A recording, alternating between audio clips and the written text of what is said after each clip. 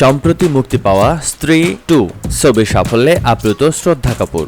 ছবির প্রচারের পাশাপাশি নিজের প্রথম পারিশ্রমিক সম্পর্কেও কথা বলেছেন এই অভিনেত্রী। তিনি জানান, অভিনয় জগতে আসার আগে তিনি কফি শপে কাজ করতেন, যেখানে তার পারিশ্রমিক ছিল মাত্র $40, যা ভারতীয় মুদ্রায় প্রায় 3500 টাকা।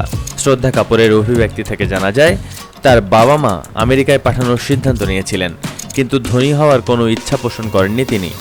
তারা চাইতেন শ্রদ্ধা যেন নিজের উপার্জন দিয়ে চলেন।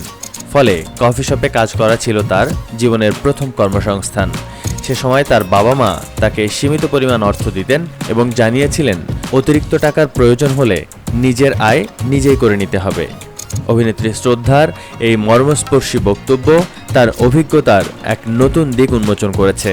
স্ত্রী 2 ছবির সাফল্যে উচ্ছ্বসিত শ্রদ্ধা কাপুর জানান, এই যাত্রা তার জীবনের গুরুত্বপূর্ণ অংশ ছিল এবং প্রথম পারিশ্রমিকের স্মৃতি তার কাছে চিরকাল অমূল্য।